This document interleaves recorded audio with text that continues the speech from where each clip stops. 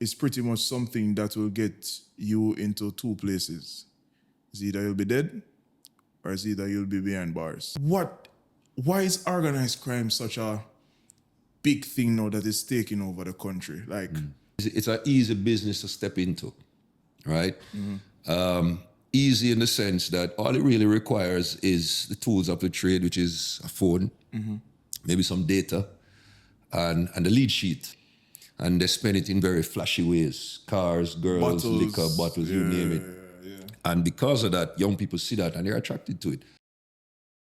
even if them powerless, them powerless to a point. They Yeah. can at least say, you know what? Yeah, Even if me do this right now, it can save him life by a minute. right. And I think it is very important.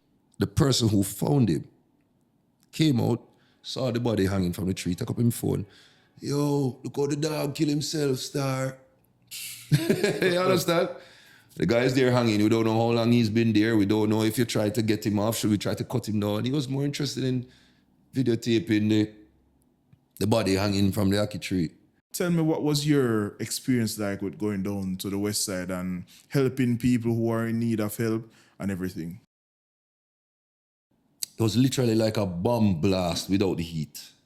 You know, if you see these things on TV where a bomb explodes and the whole place is destroyed and decimated. It's similar to that, but without the heat.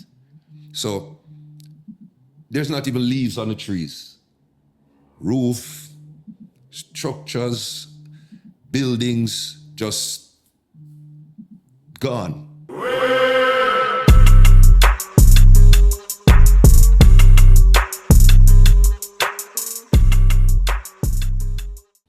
Welcome, guys. Welcome back to another episode. And really and truly, again, more for always, you know, so I appreciate you for subscribing, liking, commenting, and even sharing the content. Because guess what? When you share it and other people come to the space and make a comment, all of that kind of motivate me to kind of go harder and push out more content for you guys. Because I realize that a lot of you guys are commenting and I like the positive comments. It really give me a push. So big up on yourself and continue liking, sharing, subscribing, and commenting. But let's jump into the episode now and talk about our guest that we have on today. Special guest, Major Basil Jarrett. Oh, go on, man. What you do, man? A good virgin of mine, you know, everything.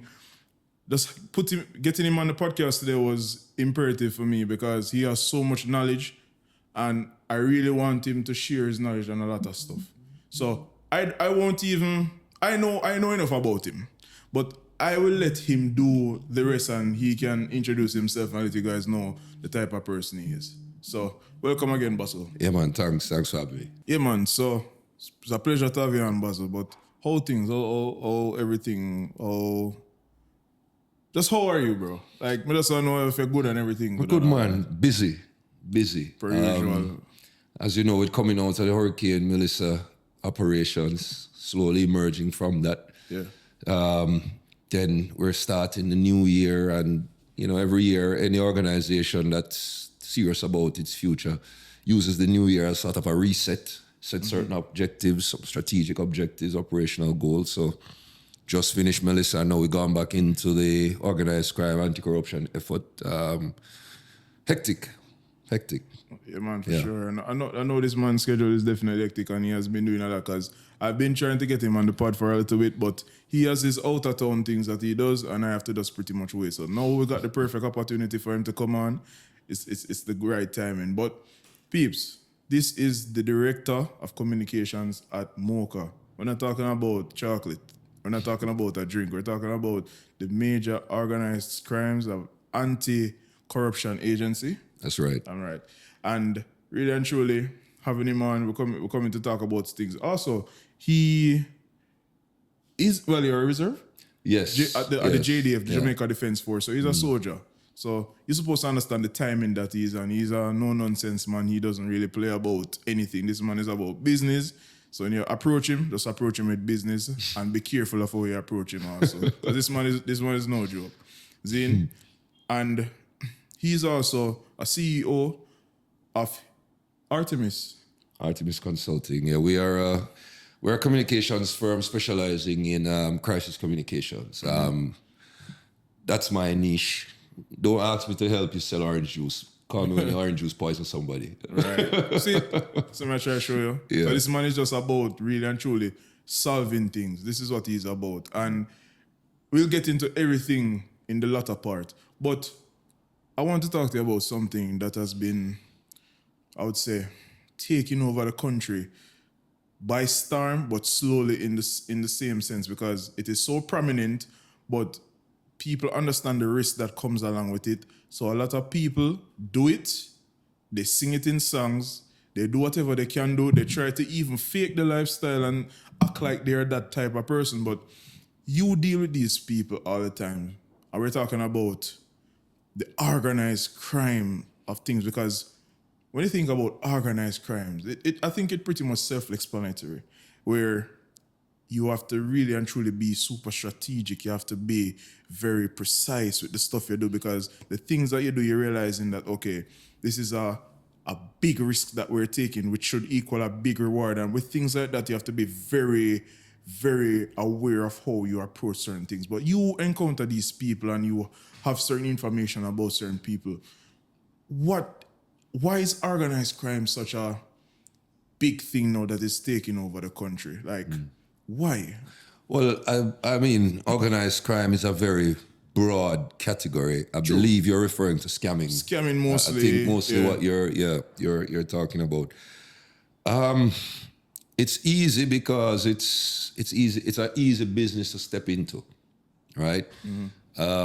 Easy in the sense that all it really requires is the tools of the trade, which is a phone, maybe some data, and the lead sheet, Right. which is just the tools of the trade, the key tools of the trade for scammers. Once you have that and you have some time on your hands, you can sit down. You don't have to be located in any particular area, even though the epicenter of scamming seems to be Montego Bay. It really isn't geographically limited to anywhere. In fact, over the years, we've noticed that a lot of scammers have migrated from Montego Bay and they've moved into Kingston, Uptown, wherever, because you really don't need any special equipment to get in the business. So that's one of the most important factors, I believe, why it is so tempting for people, because it doesn't really take much to start up. The other thing, too, that I think makes it appealing for young people, especially young men, is that when you're a scammer and you're on the radar, you can't really go to a bank and open up a bank account and deposit your money and save and invest. Yeah, you can't. So because we have various laws going to ask you, where your money coming from. So what we find is a culture where as you get the money, you have to spend it. And they spend it in very flashy ways. Cars, girls, Bottles, liquor, bottles, you name it. And because of that, young people see that and they're attracted to it. So a young man just leaves school and really have a skill. Yeah. Thinks, all right, I can go to school for 5-10 years and try to make some money. I can jump into scamming and I'm rich in a couple of weeks or days or months. So it's very attractive for young, underserved men, even though women do get involved in the business as well. It's a very small number. It's a very attractive industry for them. Yeah. So it's hard to fight that, especially when you're in a situation where the economy isn't the best. And then there's impatience among young people. They're seeing this on Instagram, seeing it all over social media. It's like, how do you fight that? It's a major cultural problem. Weighing the pros and the cons, saying, okay, I take a risk and hope that I invest in school and hopefully I make some money if I'm not paying back student loans and if I'm not this, versus just buying up some equipment and just being consistent with this scamming thing and get some quick money when we can take care of this and take care of that. For me, I realize that for every problem, you have to have a solution. And with these solutions, do you think that we need to go more into school, like take initiatives, go more into schools and basically have certain talks, certain drives to basically educate the kids? Because remember, when everything starts from small, you have to really and truly try to curb them from early to make them understand that. Because what I realize is that knowledge is a thing that a lot of people don't have, even kids, because when you have a kid who's exposed to certain things, you can tell them that it's not right unless they have somebody to tell them that, hey, this is not right, because they can see it, but they can't differentiate between, oh, is this right or wrong? I'm going to do it because I know. But when you allow them to see and have knowledge that, oh, this is wrong, at some point if somebody come to them and say, hey, come scam, them can say, no, this is wrong. But what are the steps being taken now into or for a change in the children's mindset nowadays as it relates to scamming? Because I even hear a voice note where somebody asked a child, what do you want to be? And they said, I want to be a scammer. Yeah. And it's just like, these things are somewhat being glorified to the point where people think it's an actual job. Yeah. But what are the steps being taken into fixing these things? I think if we're gonna turn the tide on scamming, I mean, it sounds a little bit cliched. It has to start in the home. Children need to be brought up in a particular way to know right from wrong and resist wrong. I mean, when I was growing up, temptation was all about around me. I mean, I grew up, scamming wasn't an option for me back then, but you saw all sort of other criminality in the community, whether it's drugs, guns, gangs. I grew up seeing that, but I was never interested in that sort of thing because I had parents and grandparents who would take it to me. You understand? My grandmother made sure I went to church. My parents made sure I went to school. And I had good role models around me, uncles and aunts. And I had good examples of what a good life should look like and how do you achieve that good life. So I wasn't particularly tempted by that. But again, that's because I had a very strong family structure. Right. So as we see the family structure break down, more single mothers, they're struggling to make a living, struggling to put food on the table. Who's keeping an eye on the kids? When I was growing up, my mother was hardworking, but I also had uncles, auntie, grandparents. The family was still there to kind of, this boy, just to keep him on track so he doesn't go off the rails. I don't know to what extent we've lost that now. So it sounds a bit cliched, but the family situation to me is where everything starts. If you raise your children the right way, they'll be able to resist certain temptations. You know what I think? I think that parents aren't parents anymore. I genuinely think that the parents are succumbing to their child where they started calling their children their best friends and they basically try to be one with their child also. And I feel like parents need to separate that, because if you see your child doing something wrong, you should be a parent and be like, yo, this is wrong. And they should be like, you know what, my mom said it's wrong. Yeah. But you have parents who are condoning it because they say a mother has a son that is scamming. He bringing in some money. Oh, my pay the bills. All right, well, it is. So there aren't parents anymore. If he must scam you, run him out of your house. Yeah. And I think that is not being done anymore because it is almost like it is being condoned and all of that. Well, I agree with you. But then the question is, why are parents so awful at parenting? I mean, I'll go as far as to say that you go to school to learn to read, write, because these are life skills. Yeah. So you're taught history, English, maths, bio, but no one is taught parenting. You realize? Yeah. When I don't know if it has changed, but when I was going to school, guidance class was not. There's nothing in guidance class that told me or taught me how to be a good parent.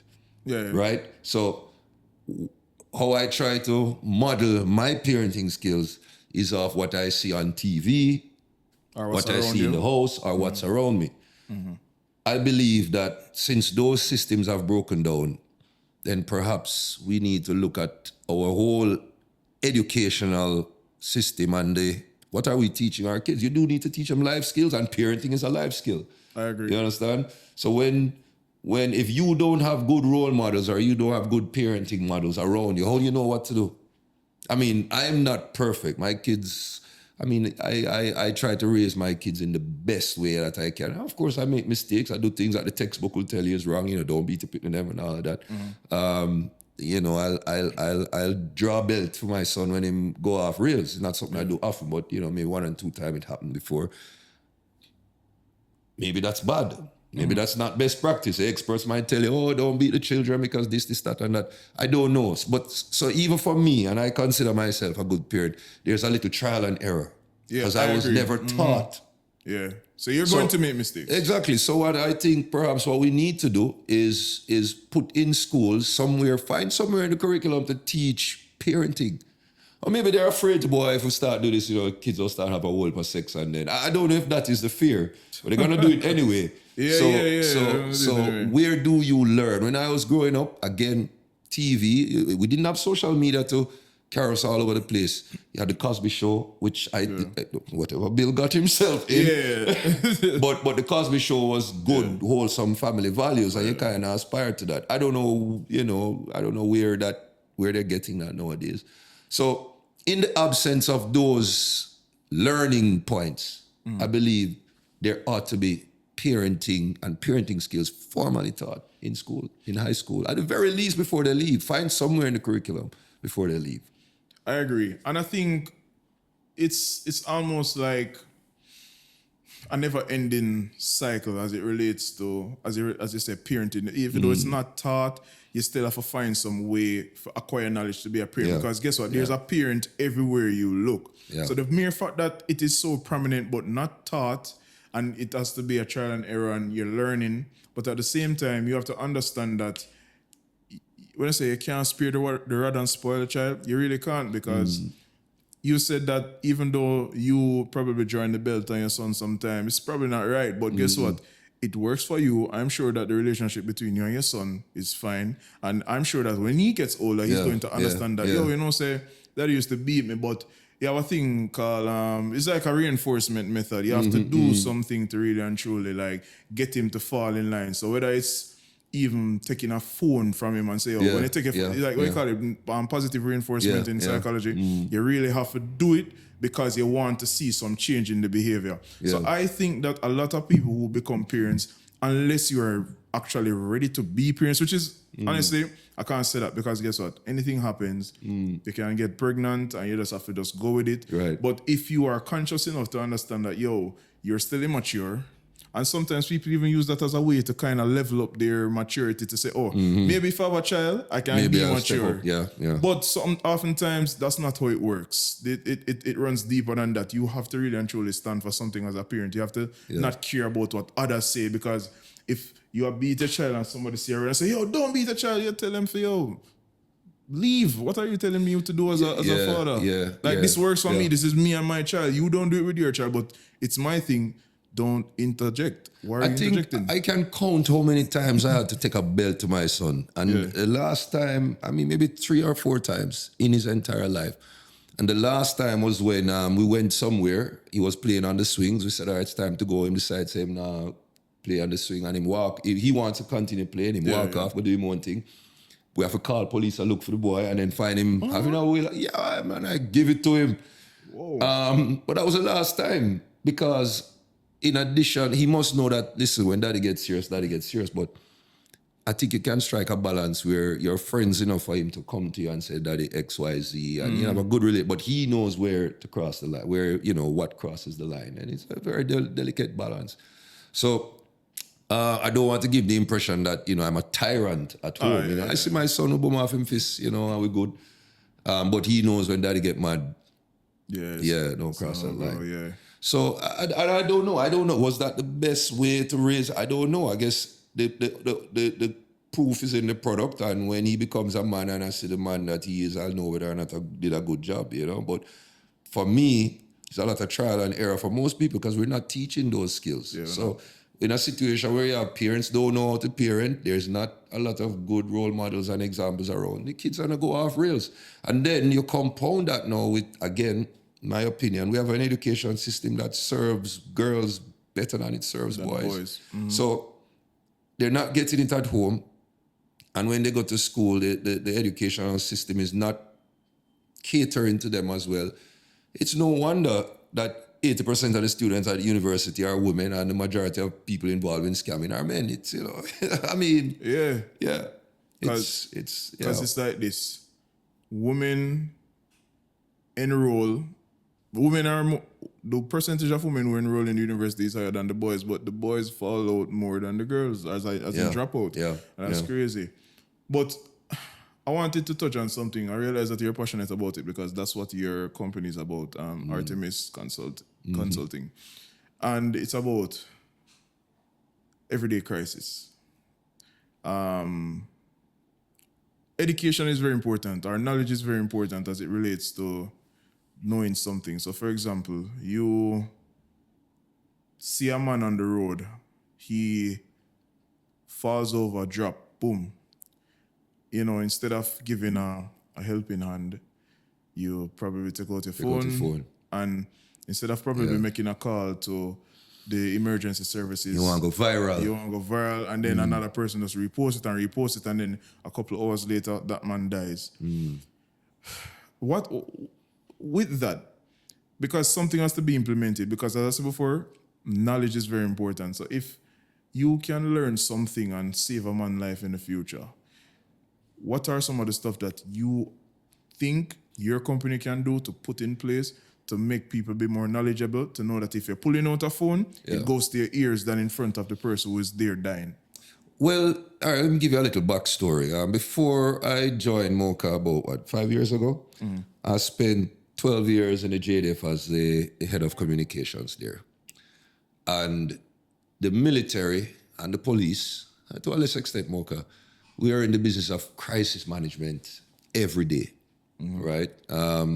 If soldiers show up at your house, there's a problem. Yeah, because those guys come for business. Exactly. Yeah. Police show up at your house, something went off the rails. So we work in the business of crisis management. And so when I was leaving the JDF, I'm thinking of all the skills that I acquired in the JDF, which one do I think is most useful to society? And then I realized that not a lot of people out there would have the wealth of experience I have managing crisis. I mean, in a span of 12 years, I've managed maybe 5 or 6 aircraft accidents, ranging from American Airlines, jumbo jet helicopters, twin engine aircraft, you name it, I've seen it. Yeah. And when I was looking around in the space, I realized that crisis communications for a lot of people is this, the talking. But that's not really the best approach. The best way to manage a crisis is to prevent it from happening in the first place. So my approach to crisis management is this. I want to be involved from the front end. I want to see your systems. I want to make sure your systems work. I want to know that you have mitigation measures in place, because if those things are working and you're staying on top of them, it reduces the likelihood of something going bad. Some things will go bad. Yeah. Things will always break. But my approach is, let's go further up the river and see if we can catch the problems before they comes down. Yeah. So to come back to this issue now of accidents and people pulling out their phones and that sort of thing, you'd ask the question, why does this happen? Truth of the matter is, most people don't even know what they're supposed to do. Yeah, that's true. In an accident. That's why they just leave it. So they're standing around, and I mean, part of the thing is going viral, but the truth is, most of the times you're powerless. You see a car accident, bodies all over the place. What do? You feel powerless, and so you take up your phone and you have to do something. So I think a part of that solution, again, I can't keep stressing this, going back to school. How do we teach disaster response or even crisis procedures, accident procedures? I'm not saying you must go there and immediately start render first aid, but there's an accident. Who do you call? Yeah. Is it right to surround the man? He's obviously gasping for breath. Maybe you want to clear some space for him. How do you position yourself so that you don't cause other accidents? There's so much that the typical person can do in an accident scene that doesn't involve touching the victim, but can actually contribute to a more successful outcome, other than taking up your phone and distressing the family when they see it later. Totally agree, because I think going into the schools, and because again everything is foundational. It has to start when you're small, and then as you go up, it is instilled in you, and going forward, that is what you're going to do right throughout. So I feel like, really and truly, especially even for the next gen that's coming up, talk to them about that. Let them understand that, the first thing you do, because it's kind of hard for break that out of big people now, because it is embedded within them. But for the next gen, let them understand that, something happens, even if you're powerless, because, all right, for example, a lot of places now, they are doing like some, I would call it courses, but they're just like giving demos, like demonstrations on how to do like basic CPRs and how to, basically prevent certain things. Things like that can be done, because everything is just theoretical based in schools. They don't really do anything practical for them to see. So even if we show them on the board, them doing it is different, because when they must say, wait, this is different from what is on the board. How am I do this? So if you really and truly implement those stuff in school, I feel like, even as I say, even if them powerless, them powerless to a point. They can at least say, what? Even if me do this right now, it can save him life by a minute. Right. And I think it is very important, because I realize that it's a very popular thing now where nobody wants to help immediately. Obviously, I go find that one person going to be like, call 119 and get the help them need. But the immediate thing is people just immediately start with, video. And I remember some years ago, there's a very sad event. I think the fellow was a student at UTech. I can't remember. He hung himself from his ackee tree. Oh, wow. And the person who found him came out, saw the body hanging from the tree, took up his phone. Yo, look how the dog killed himself, star. You understand? The guy's there hanging. We don't know how long he's been there. We don't know if you try to get him off. Should we try to cut him down? He was more interested in videotaping the body hanging from the ackee tree. Oh. I mean, it was just, it just tells you that we've become so insensitive as a society. But I don't know. Is it that we've become insensitive? Is that we don't care? Or is that we don't know any better? I don't have much hope for these youngsters nowadays, unless we, the adults in the room, take a greater role in shaping them. I really don't know what's going to happen with this next generation. I definitely think we've gotten super desensitized to a lot of these things, because we've seen it so much. It's just like, oh, yeah, all right, another person in an accident, another person killed himself. I think like these things are too publicized right now. I think people need to really and truly be like, okay, this happened, you make a report, the necessary people go on scene, deal with it, and then the family then will deal with everything else that comes with it. And it is so crazy, and I hate to see it, because I feel like people are becoming less and less concerned about others and more about just getting some footage and posting it. That's true. And you see, you have to be careful too. Us, or adults, or the persons who know better, you have to care for what you expose yourself to, because you too can be desensitized without even realizing it. I try to come off social media. I mean, I work in communication, so it's kind of hard for me to avoid. But I try to stay off of social media, because the algorithm feeds you with what you're vulnerable to. That's true. You understand? Yeah, that's true. That's why I'm careful about what I click on, You click on something accidental, it's like, right, so for the next coming days, they're going to bombard me with information around this kind of thing. I'm interested in it. You have to be very careful that you too don't become desensitized to certain things in society. I remember I can tell you this, I can confess. I remember World Cup a couple of years ago. I'm going to try to get home to catch a match.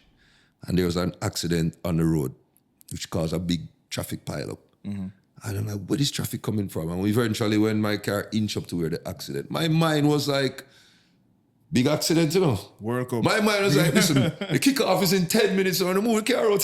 So is after I'm like, So even, as much as I'm aware of it, I realize that I am susceptible to it as well. It's a very, you're a Stranger Things fan. You know, I've never watched it before. Okay, well, I think we're living in, this is the upside down world we're living in right now. I'm convinced because a lot of the stuff we're seeing today is just normal. Not normal. I tell my children every day, hey, this is not normal. It's A just lot of the not. things you're seeing is Really not not. normal, and Yeah, hopefully one day the world is going to right side itself. But it's not normal. I agree. It's not. Yeah. All right. So for the people who don't know, we were only talking about one thing that's a part of the general body of organized crimes. So for the people who don't know, just tell them more about like different organized crimes so they can understand that Yeah. it's not just scamming. So organized crime is essentially any criminal activity that involves 3 or more people. Okay? And that's where the organized nature of it comes in. So, for example, scamming. The reason we classify scamming as organized crime is an individual has to procure the lead sheet. He then has to give it to the individual who is making the calls. Then there's a courier who's moving the money. Then there is the person who's probably providing protection for the scammers, and there are various redundancies. So it's not one and two, a little man sit down. It's a network. It's an industry, and that's where the organized nature of it comes in. Similarly, when we start to talk about things like cyber crimes, financial crimes, we've seen a lot of this happening now. It's a network of individuals working together in an organized fashion to carry out their criminal acts. So it's very broad. It's not just scamming. Yeah, it's also it's just like a pyramid. You have the top. Exactly. And then you have, Exactly. Cool. It's a whole cottage industry, and everybody has their role to play in it. Wow, peeps. What I want to say, just like a little side note, I want everybody to understand that we're living in a time now where everything is so superficial, and we want the quick things, and we don't realize that things that come quick leave quickly. And we need to understand that if you're looking for peace and longevity, try your best to get yourself into something or structure your thing in a way where you can benefit from it. And even if everything is not as sudden as you want it to be, put yourself in a position where you can be a little bit above the law. Above the law, how you might ask? It is good to know that a police can come to your house and you don't have to be hiding something before them coming in your house because you know say you do something that is wrong. Them come at your house, them stop you, you know, say everything is clean and everything is good. Try to live a clean life. This organized crime as he's talking about is pretty much something that will get you into two places. It's either you'll be dead or it's either you'll be behind bars. So make a decision where you invest in yourself and be patient. Patience plays a lot into keeping a longer life. So you see, if you can do that, then I think everything will be fine. But take my advice. I feel like if you do things the right way, you have a long life. But we're divert from the whole scamming thing and talk about the thing that you had spoken about earlier, which is Melissa. You're a soldier, so you have to go down there and you see how the scenes are like. Tell me, what was it like for you? Because everybody has a different explanation as it relates to their experience with going down to the west side and realizing, wow, this I have never seen this in Jamaica before. So tell me, what was your experience like with going down to the west side and helping people who are in need of help and everything? I think if you didn't make it down to St. Elizabeth, Westmoreland, etc., immediately after the hurricane, I mean, things are a little bit, we're coming back now. But what struck me was, it was literally like a bomb blast without the heat. You know, if you see these things on TV where a bomb explodes and the whole place is destroyed and decimated. It's similar to that, but without the heat. So there's not even leaves on the trees. Roof, structures, buildings, just gone. And one of the most heartbreaking things I saw down there was a family that had to be living in a container. All of their belongings were in a container. And because the area was not secure, at night, somebody had to put them in the container, lock the container from the outside and reopen it in the morning. Yeah, it was, it was, it's that level of desperation down there. Wow. You understand? The children as well, who now out on the streets begging. That was also heartbreaking to watch. I mean, these are children who would otherwise be in school. Yeah. Yeah. Now they're out there on the streets. It was just the desperation and the desolation is you'll never see anything like people just sitting down out in the open, doing nothing. And just like waiting for Just somebody waiting to for come. something, Yeah. right? Wow. So you get down there, and one of the most important things we need to look about is food. Like, all right, so we're thinking of rice and chicken and the things we eat every day. Well, how you going to do that? There's no wood fire because everything down there wet. Stove flood out. The whole place is just. I don't think if you didn't see it, I don't think you can imagine how bad it was. Seeing people just out in the open, living out without, exposed to rain, sun, heat, wind, just out in the open like that, nothing over their heads. It was really powerful. I mean, I lived through Gilbert, and Gilbert was nothing. Yeah, I was just about to ask you that. Yeah.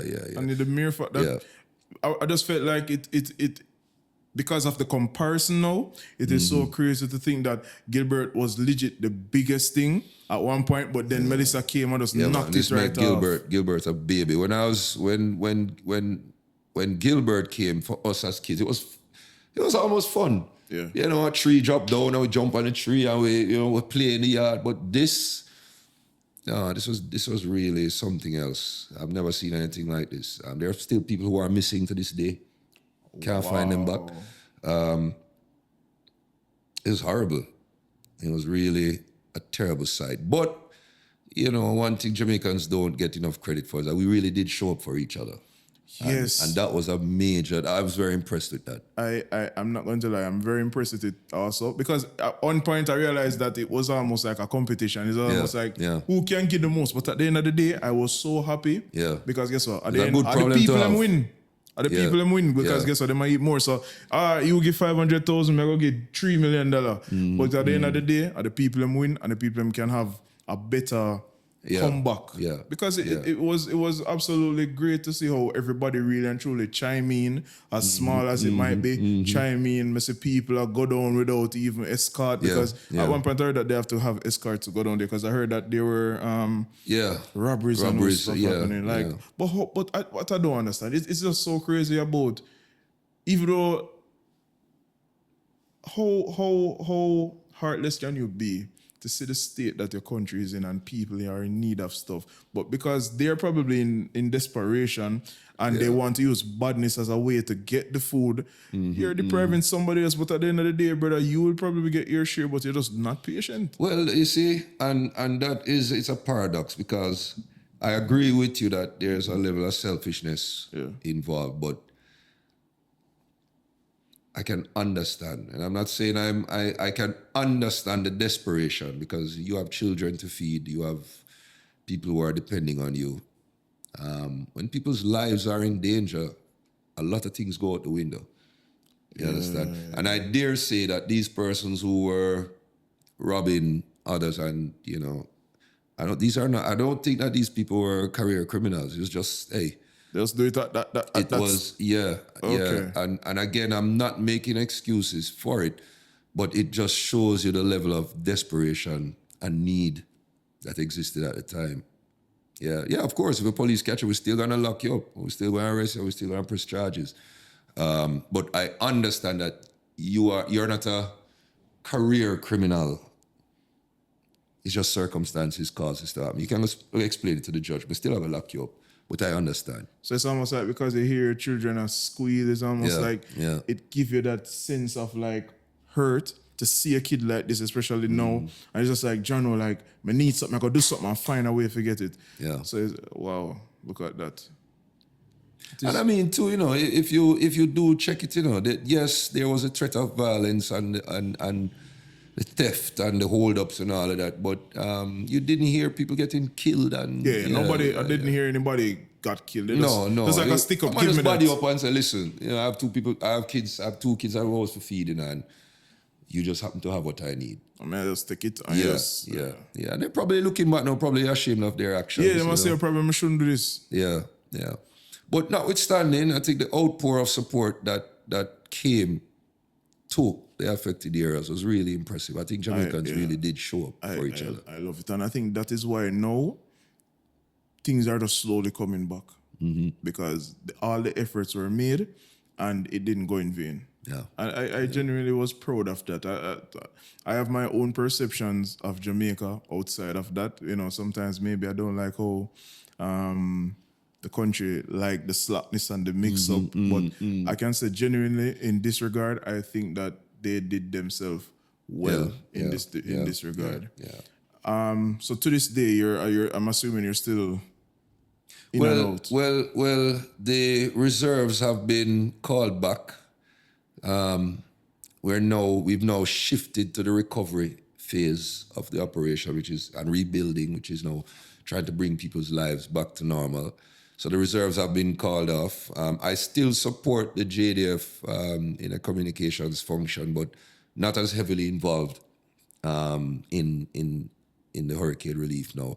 Similarly, a lot of the UN agencies that were here and a lot of the NGOs, they've also pulled back as we move to that transitionary phase. But it's going to take a while to build back these lives, and I hope we can build back stronger because I didn't know we were so fragile before. About how long you think? Like, even just a well, put it this way, one of the things that came out of the hurricane or out of the disaster was that a lot of people living in those communities did not own or have secure, they had not secured titles. Oh, so they were just like squatting? I don't want to say squatting. Okay. Not necessarily squatting, but let's say your grandfather left some land for your father who left some land for you, but it's just the name, there's a paper. There's no paperwork. And without that, can't access certain grants and funding that you'd need to rebuild your place. And of course, nobody's going to go down there and just hand out money and say, build this and build that. And that's how it works. You open up yourself to all sort of corrupt practice, but that is important. That's going to be an important part, regularizing and sorting out these land tenancy issues before people can actually start building back their lives. So in this case, do you think that a lot of people will be run off the land, like say, I don't know. And I'm sure that the process will be compassionate enough. I don't want to say we may cut corners, but we will have to make some sort of concessions. But certainly, this is an opportunity for us to fix some of those issues that we had. This practice of, you just live on the land, not really squatting because you're legitimately happy, but you don't have anything to prove. So it's just about legitimizing now. So there's an opportunity. There's also an opportunity to build back stronger. I know there's a lot of talk now about these containerized homes. I think container homes got a bad rep because you just in a big metal container, but I've seen some and they look nice. I see a $9 million one the other day with like a patio and a balcony and all that. I'm just like, that look bad. So even that may be something for us to re-examine our building, what we consider, what we consider as proper building. Maybe these homes become more accepted. I don't know. But there's an opportunity. There's opportunity in every crisis. We just need to find them. I agree. Yeah, it's so sad, and honestly, I am very happy that the country is slowly coming back because guess what? At the end of the day, I feel like it had to be done one way or another, and the way it was found, and now we're coming back.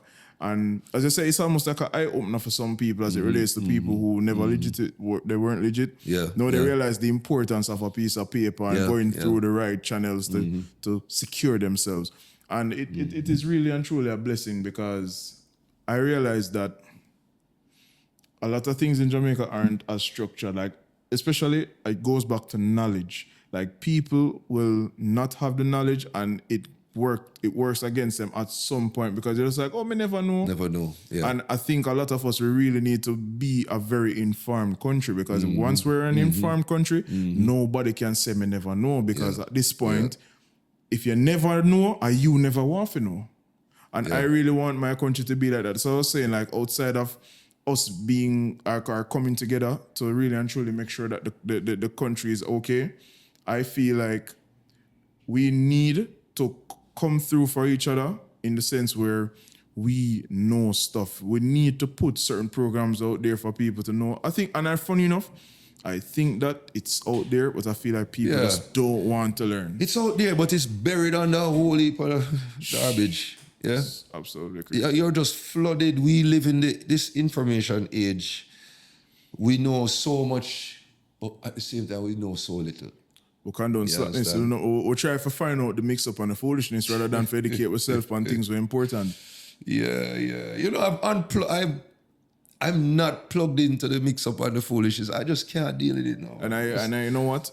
Don't. No, I'm missing anything. You're not missing a thing. No. Because guess what? I have a thing called the 72-hour rule. I feel like from the first 24 to 72 hours, you see, after that, it's dead. It's dead. Not no more. Yeah. The hype is there and then it just goes off. Yeah. So you're not missing anything at all. Man, I can't. Jamaica too festive. Too festive. Something every other day. It's hard to keep up. But guess what? Yeah. It's just loud. It's noise, and I don't think it is as important because it benefits your life in legit no way. So, yeah, man.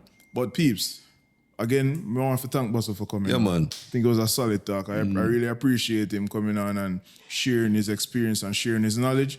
And I hope you guys really and truly learned something from this because, you know, we're about educating through entertainment. That's what we do over here. And I genuinely want to thank you guys again for continuing to support the channel. Like, share, subscribe, and make sure you comment, all right? Tell a friend to tell a friend. So big up on yourself, and I'll see you on the next episode, all right? See you there.